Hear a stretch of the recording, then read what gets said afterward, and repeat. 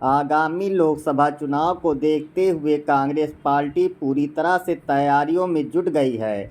जहां कांग्रेस पार्टी केंद्र व यूपी सरकार की नीतियों पर सवाल खड़े करते नजर आ रहे हैं, वहीं गांव स्तर तक संगठन के माध्यम से मोदी सरकार के महंगाई बेरोजगारी के मुद्दे को जन जन तक पहुंचाकर एक विफल सरकार बताने में जुटी है।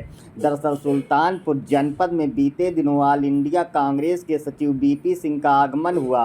इस दौरान बीपी सिंह ने जनपद के कांग्रेस पार्टी कार्यालय पर प्रेस वार्ता कर कहा कि केंद्र की मोदी सरकार में महंगाई चरम सीमा पर है। आम जन के दैनिक सामानों में काफ़ी वृद्धि देखने को मिल रही है, जिससे आम जन निराश व हताशा की जिंदगी जीने को मजबूर हो गया है।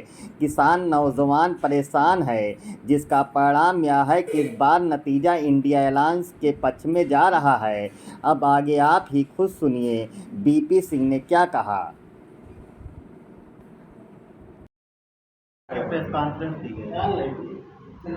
आज अखिल भारतीय कांग्रेस कमेटी के निर्देशानुसार जितनी हमारी प्रदेश इकाई हैं उनको निर्देशित किया गया था कि जो गैस सिलेंडर का दाम जो 200 रुपये कम हुआ, मोदी जी ने 9 साल बाद जाके जगे हैं। बेरोजगारी के बारे में, ढेर सारी जो ज्वलन समस्याएं हैं उसके बारे में सारे कांग्रेस कार्यालयों को आज ये निर्देशित किया कि आप लोग एक पत्रकार वार्ता करें। और अभी जैसा अध्यक्ष जी ने बताया कि ब्लॉक स्तर पे भी आज इसी तरीके की प्रेस वार्ताएं हो रही हैं। तो आखिर ऐसा उन्होंने क्यों किया? 9 साल तक उनको जनता के दुख दर्द से कोई सरोकार नहीं था। कांग्रेस इस बात को लेकर काफ़ी गंभीर थी कि आखिर ये बहुत पहले सब हो जाना चाहिए था। पहली बात तो इतना मूल्य वृद्धि होना ही नहीं था।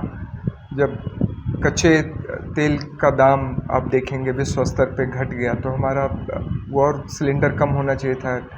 रसोई गैस और सस्ते उस पर मिलनी चाहिए थी। तेल, डीजल, पेट्रोल, आप महंगाई देख रहे हैं जिस तरीके से। इससे आगे भी मैं बताता हूँ जिस तरीके से दाल, सरसों का तेल, चावल, जो भी आप देखेंगे, टमाटर, धनिया, अदरक, आज महंगाई भस्मासुर के तरीके से अपना मुंह फैलाए हुई है।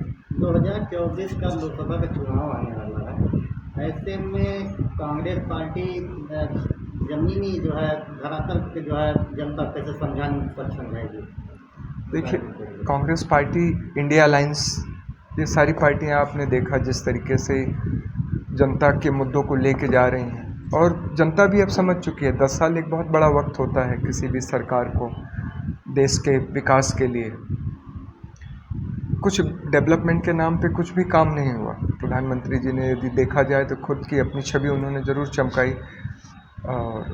उनका बहुत सारा जो पैसा है, जो टैक्स का पैसा, जो टैक्स पेयर पैसा देते हैं, उससे अपने प्रचार प्रसार में, अपने विदेश की यात्राओं में, अपने लिए महंगे महंगे हवाई जहाज़ खरीदने में उन्होंने उसका इस्तेमाल किया। जनता समझ चुकी है। अभी आप देखें, हिमाचल का चुनाव रहा, कर्नाटक का चुनाव रहा, आज बहुत सारे उपचुनाव हुए।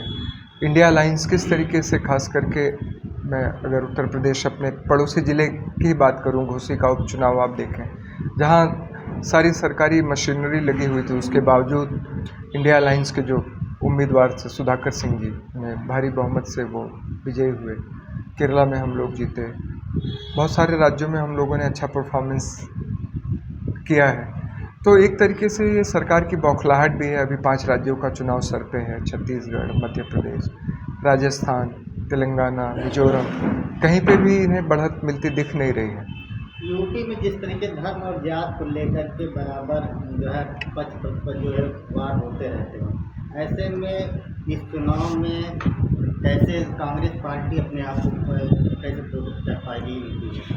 कांग्रेस पार्टी क्या है, जनता के बीच से निकली हुई पार्टी है और जनता के दुख दर्द को समझती है। आपने देखा हमारे जितने कार्यक्रम जो चलाए गए वो सब जनता के लिए ही, गरीबों के लिए हम लोगों ने चलाया था। चाहे वो खाद्यान्न सुरक्षा बिल रहा हो या मिड डे मील रही हो, कर्ज माफ़ी रही हो। अब बीजेपी उसके विपरीत हमेशा अंबानी, अडानी, उद्योगपतियों के लिए काम करती है और धरातल तैयार है।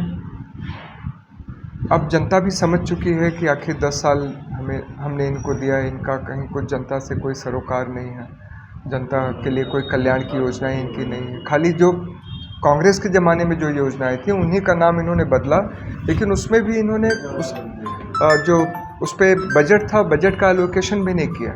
मनरेगा में बहुत सारा पैसा जो कांग्रेस के ज़माने में दिया जाता था, उससे क्रय शक्ति बढ़ी लोगों की, खास करके जो दिहाड़ी मजदूर थे, जो गरीब थे, तो उससे विकास हुआ, देश का आर्थिक स्थिति मजबूत हुई। लोकसभा का चुनाव यदि आप देखेंगे,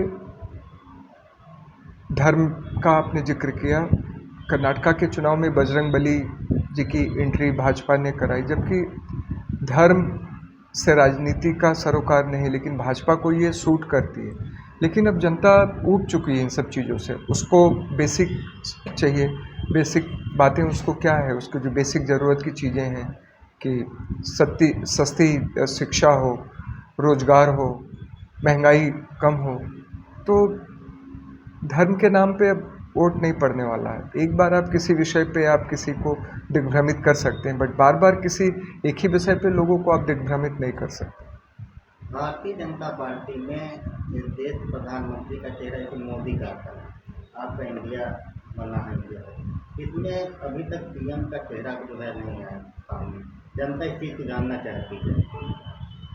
नहीं, ऐसा नहीं है। देखिए, जितने हमारे घटक दल हैं, 28 पार्टियां हैं, और सब एक से एक सीजन्ड लीडर हैं इसमें। अगर आप देखेंगे नॉर्थ से लेके साउथ तक, चाहे ममता बनर्जी हों, चाहे नीतीश कुमार हों, हमारे कांग्रेस अध्यक्ष मल्लिकार्जुन खड़गे जी हैं, तो एक उद्धव ठाकरे जी हैं, अखिलेश यादव हैं, बहुत सारे सब लोग मिल बैठ के तय करेंगे वक्त आने पे। ये कोई ऐसा इशू नहीं है इंडिया अलायंस के लिए। अभी इंडिया अलायंस के लिए जो सबसे ज़रूरी है कि किस तरीके से संविधान को बचाया जाए, किस तरीके से देश को बचाया जाए। तो अभी हम लोग का फोकस इन सब चीज़ों पे है, किस तरीके से जो महंगाई की मार है उससे गरीबों को बचाया जाए।